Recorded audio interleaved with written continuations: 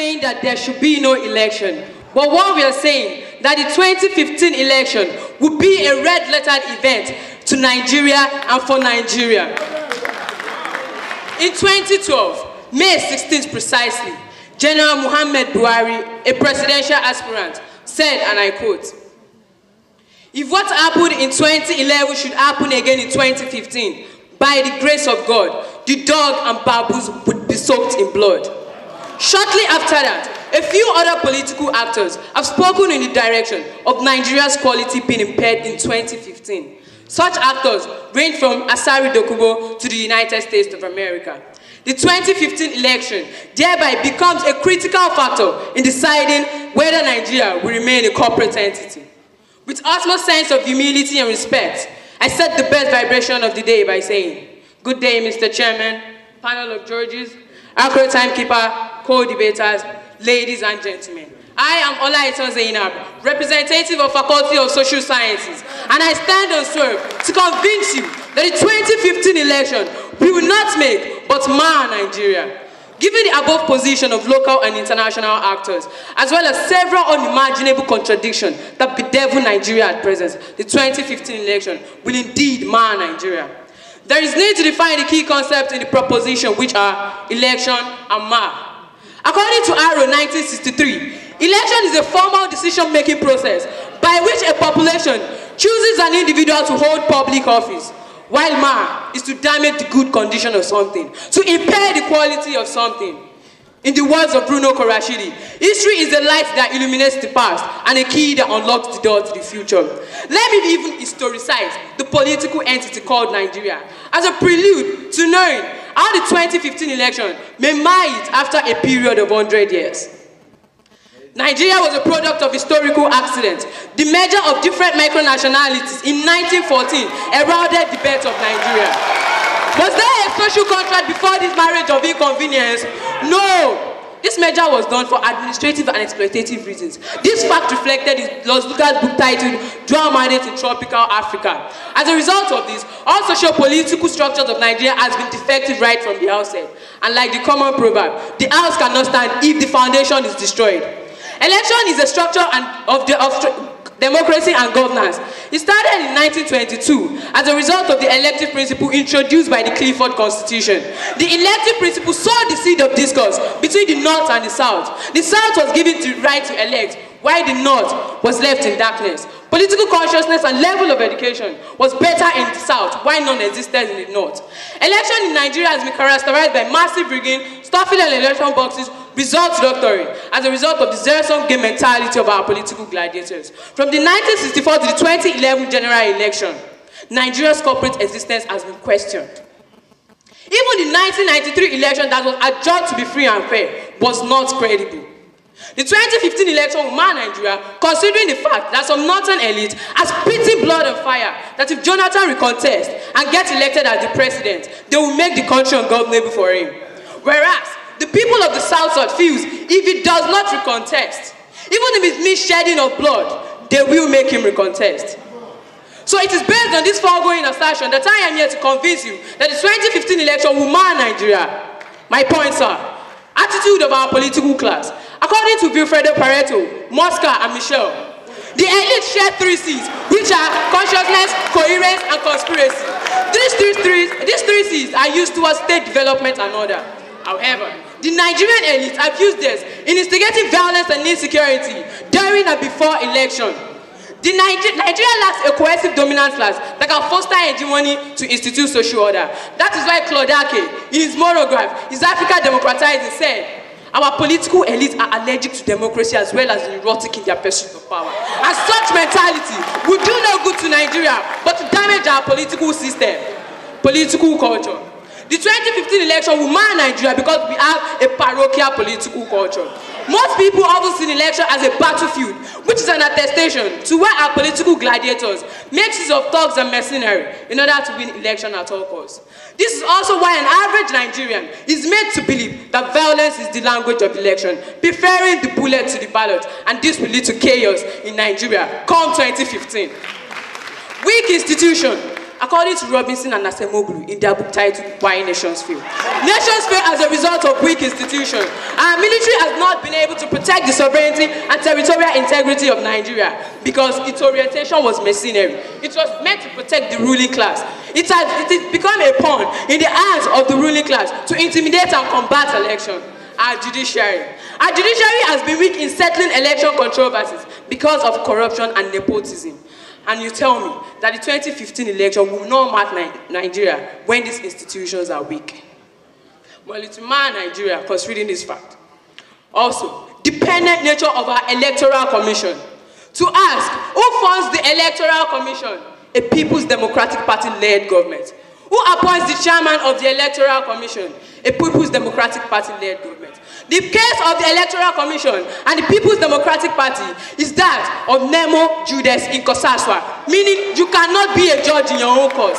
Since INEC is not independent, the perceived partiality will create uprising in Nigeria because the results will be seen to favor the incumbent if the opponent loses at the poll. Political entrepreneur. Political economists like Bade Onimode and Claudake asserted that politics is seen as a source of wealth, an avenue to reap back profit from the state. The state is more or less like a privatized entity where the so-called investors, the political godfathers, must reap their profit. So if the election result does not go in their favor, they will use all means possible to make sure it goes in their favor because they know the economic gain they will reap from it, which will damage our economic system. Power of incumbency. In Nigeria, a serving president has never recontested and lost in Nigeria.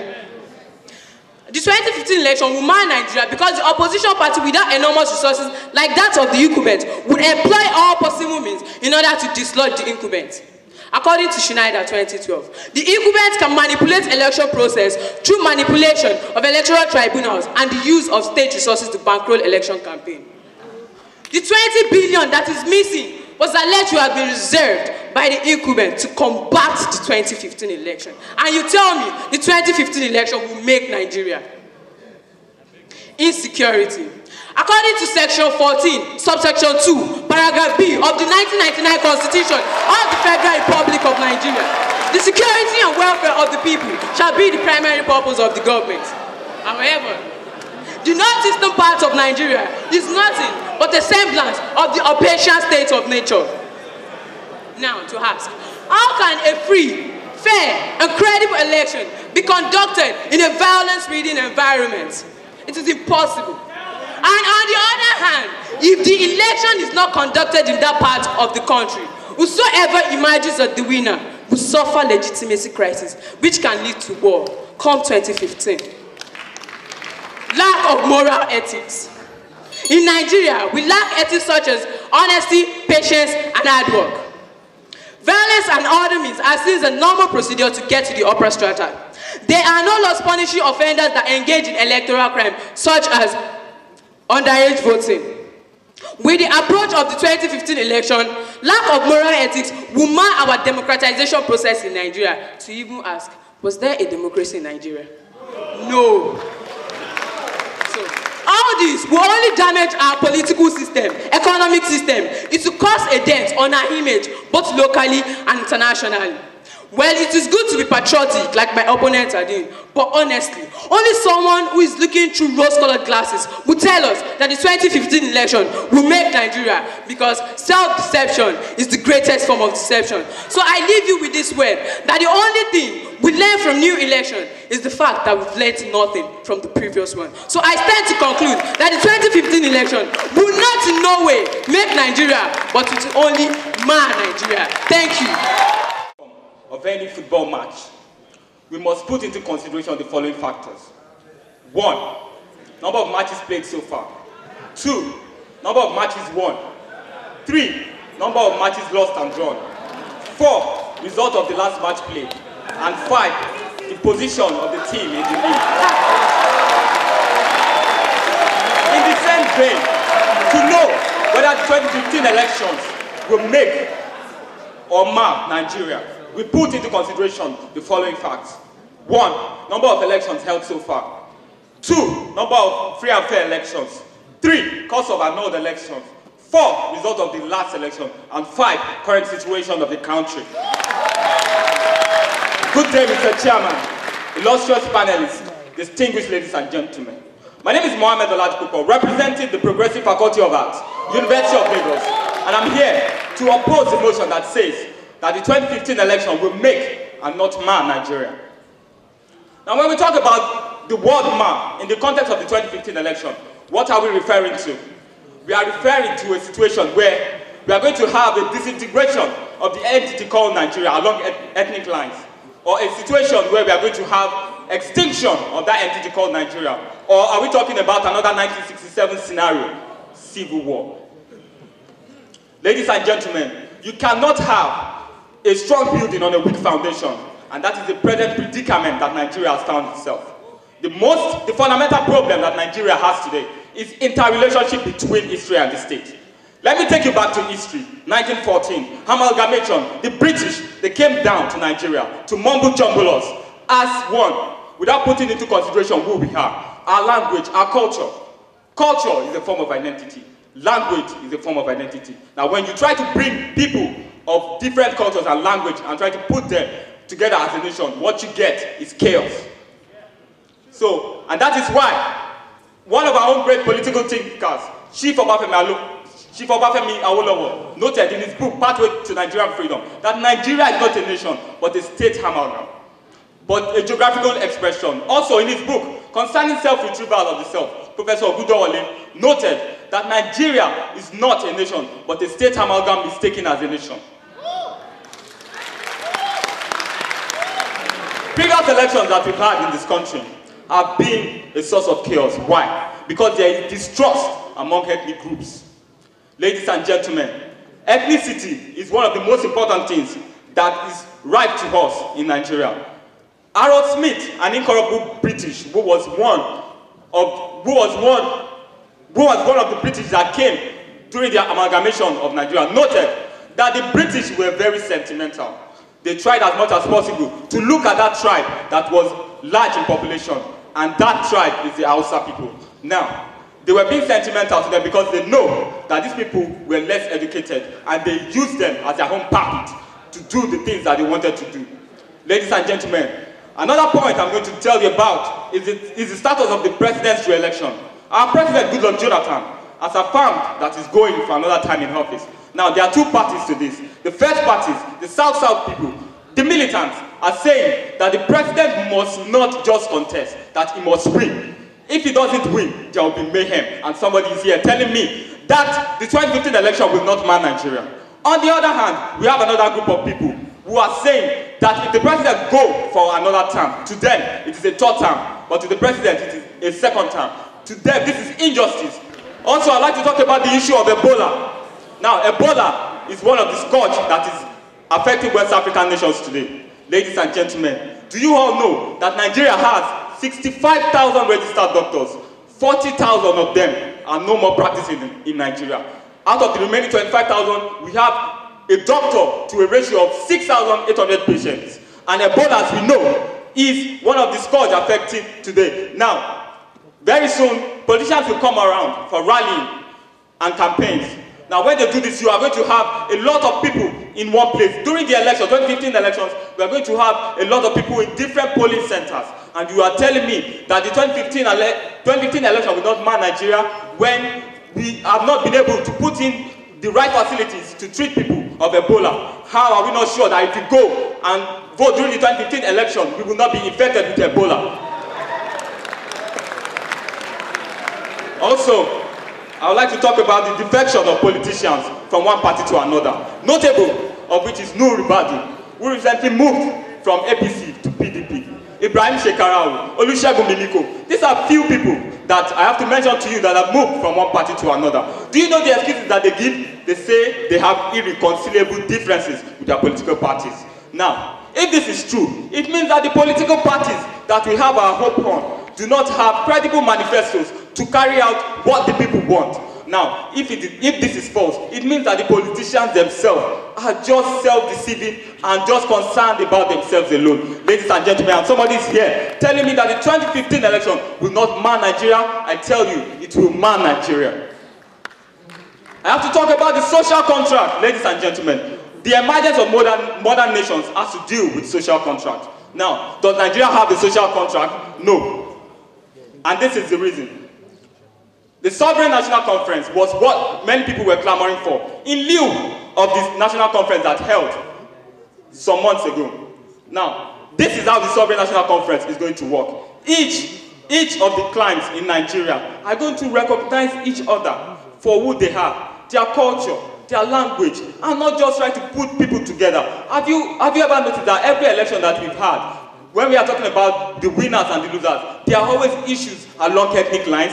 The Sovereign National Conference will ensure that we run a confederal system of government that will ensure that we elect our competent leaders and ensure that Nigeria move forward. And this, if not in place, means that the 2015 election will do nothing but ban Nigeria.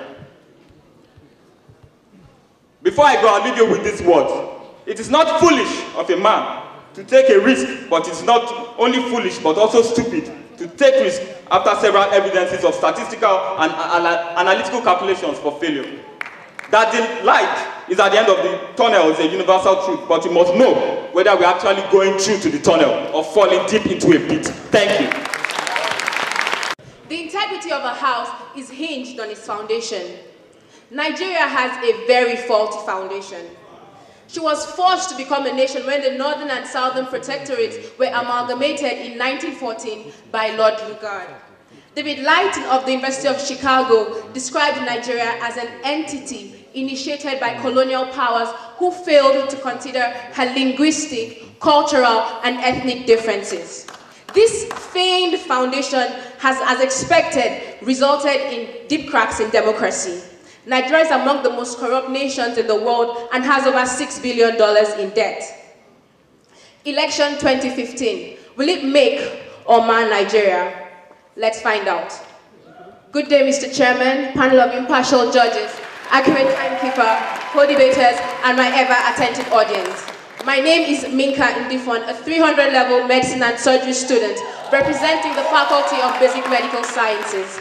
I am here to strongly oppose the moot which says, and I quote, that the 2015 elections will make, not mar Nigeria. In other words, I'm saying that the 2015 elections will indeed mar Nigeria. My argument will be factionalized under the following. 1. Distorted and perverted foundation of Nigeria. 2. Testimonials of elections past. 3. Failures of the Independent National Electoral Commission, INEC. 4. Terrorism and insecurity. And 5. The cancerous decadence in various sectors of the Nigerian government. Distorted and perverted foundation of Nigeria. The evolution of Nigeria from 1849 till its independence in 1960 is largely the story of the British transformational impact on the peoples and culture of the Niger-Benue area. Lord Lugard forced the amalgamation of Nigeria against the interest of its people. The foundation of Nigeria has been blighted with slavery, human trafficking, and civil war. This civil war began in 1967 and ended in 1970. It was also called the Biafran War and was due to tension, to ethnic, economic, cultural, and religious tension between the Hausas of the north and the Igbos of the southeast. Over 1 million Nigerians lost their lives. With this impending tremor and tension, and the fact that these groups have had to manage and tolerate each other for a century, the 2015 elections would only prove a catalyst to exacerbate and escalate the already destabilized Nigeria. If the nationalists could do nothing, if the lives of over 1 million Nigerians sacrificed could do nothing, don't think that a mere election with a hodgepodge of recycled, failed and controversial leaders will transform Nigeria.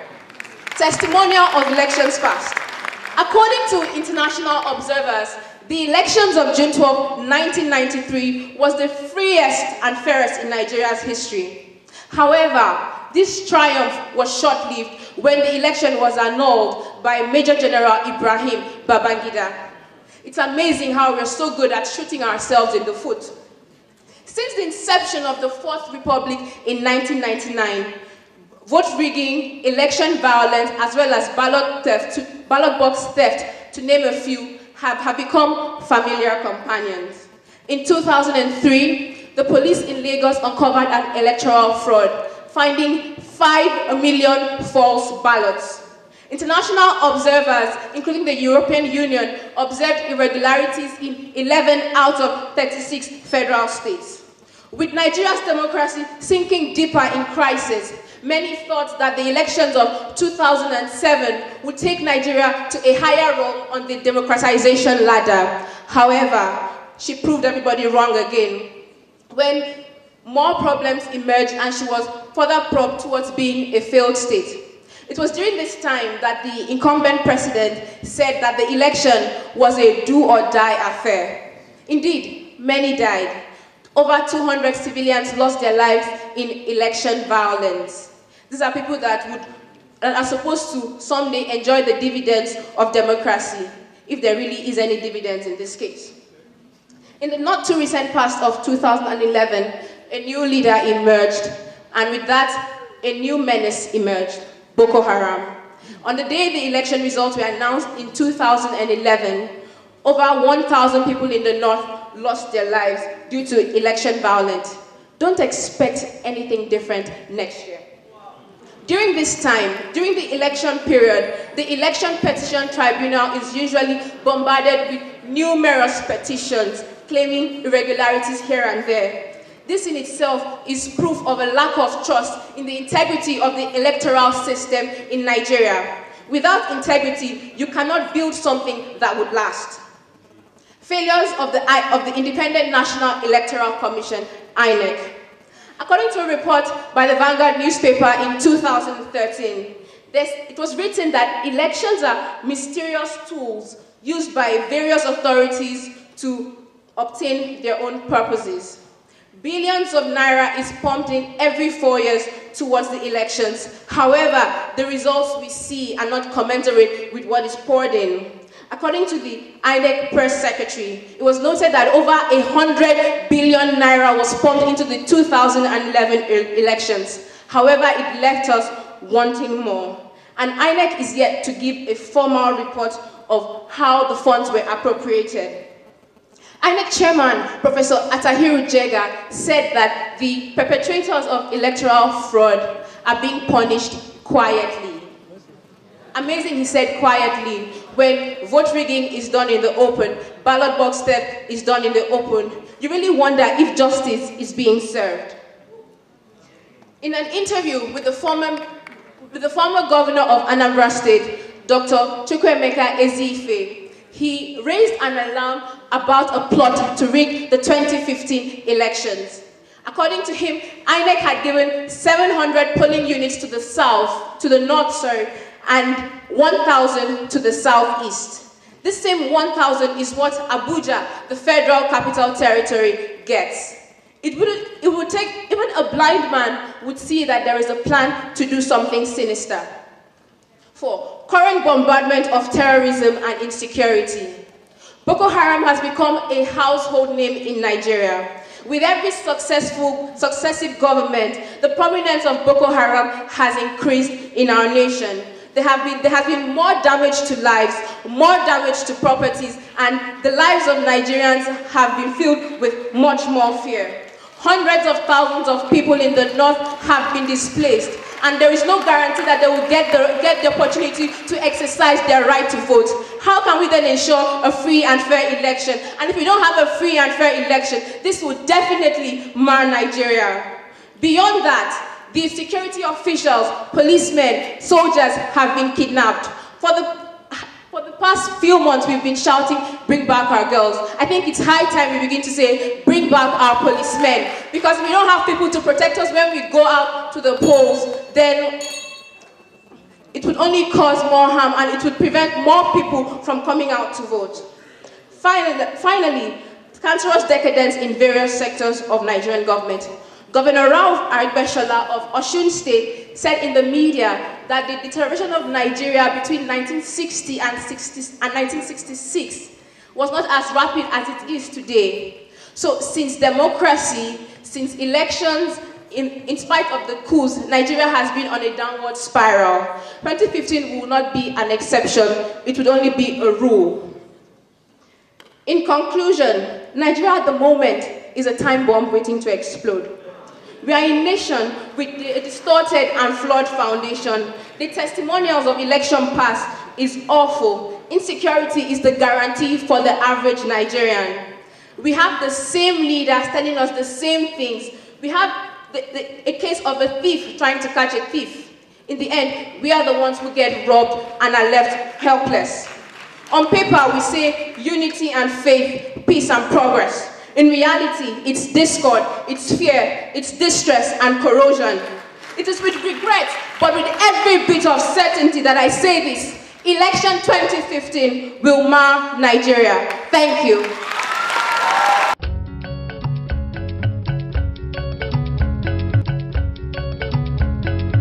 Wọ́n bá ṣẹ́ níwájú.